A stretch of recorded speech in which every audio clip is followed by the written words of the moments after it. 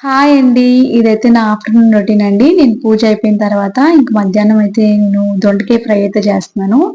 So, అది వేగడానికి కొంచెం time పడుతుంది కాబట్టి ఫస్ట్ అయితే స్టవ్ పైన కూరైతే స్టార్ట్ చేసేసుకున్నాను. తర్వాత ఇంక నేనైతే డైరీలో రాసుకుంటానండి. యూట్యూబ్‌లో నెక్స్ట్ ఏం చేయాలి? నాకు కొన్ని కొన్ని థింగ్స్ అన్ని నోట్ చేసుకోవడం అలవాటండి. ఇంకా బుక్ కూడా చదువుకొని మధ్యాహ్నం లంచ్ అయితే నేను ఈరోజు దొండకాయ ఫ్రై, ఇంకా టమాటో పచ్చడితో అయితే లంచ్ చేసేసాను. నాకు నచ్చిన వెబ్ సీరీస్ అయితే పెట్టుకొని చక్కగా చూస్తూ ఎంజాయ్ చేస్తూ ఫుడ్ అయితే తినేసానండి.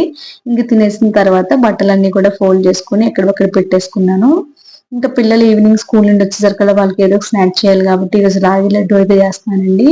సో, దానికోసం అయితే బాదం, కాజు, రాగి పిండి, నువ్వులు, ఇంకా బెల్లం, నెయ్యి అవన్నీ కూడా తీసుకున్నానండి. మీరు ఇందులో పల్లీలు లేకపోయినా చేసుకోవచ్చు, నువ్వులు లేకపోయినా చేసుకోవచ్చు. సో, ఫస్ట్ అయితే బాదం, పల్లీలు ఫ్రై చేసుకున్నానండి. తర్వాత జీడిపప్పు, ఇంకా నువ్వులు వేసుకొని ఫ్రై చేసుకొని చల్లార్చుకున్నాను. ఇంకా అదే ప్యాన్‌లో కొంచెం నెయ్యి వేసుకొని రాగిపిండి కూడా ఫ్రై చేసుకున్నానండి. ఇంక రాగిపిండి చల్లారేలోపు ఫస్ట్ ఏం చేయాలంటే మనం మిక్సీ జార్ తీసుకొని అందులో ఈ పల్లీలు, బాదము, జీడిపప్పు, నువ్వులు అన్నీ కూడా మనం గ్రైండ్ చేసుకోవాలి. మెత్తగా పొడి చేసేసుకోవాలి. అప్పుడే పిల్లలకి ఈజీగా ఉంటుంది.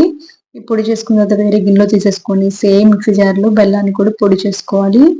బెల్లం మెత్తగా పొడైన తర్వాత అందులోనే మనం రాగి పిండి కూడా యాడ్ చేసేసుకోవాలండి. అప్పుడు ఈజీగా లడ్డు వచ్చేస్తుంది మనకి.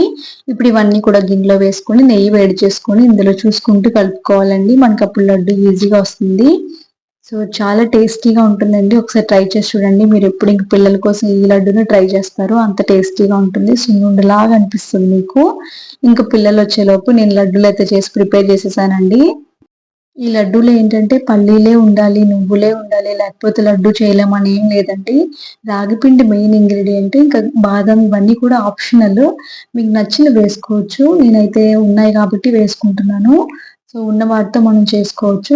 మనం నెయ్యి వేయడం వల్ల ఏంటంటే ఇది చక్కగా మనకి సున్నుండలాగా అనిపిస్తదండి. మనం ఇలా అయితే స్టోర్ చేసుకున్నామనుకోండి ఒక 1 వీక్ పాటు ఫ్రెష్‌గా ఉంటుంది. పిల్లలకైతే రోజు మనం స్నాక్ కింద అయితే ఇవ్వచ్చు. మా పిల్లలైతే స్కూల్ నుండి వచ్చేసారండి. వాళ్ళకైతే ప్రిపేర్ చేసిన లడ్డు అయితే పెట్టిచ్చేసానండి. వాళ్ళకి బాగా నచ్చింది. సో, మీరు కూడా ట్రై చేసి ఎలా వచ్చిందో నాకైతే కామెంట్ చేయండి. ఇంక వీడియో అయితే ఎండ్ చేస్తున్నాను. వీడియో గనుక నచ్చితే లైక్ చేయడం మర్చిపోకండి. Thank you for watching.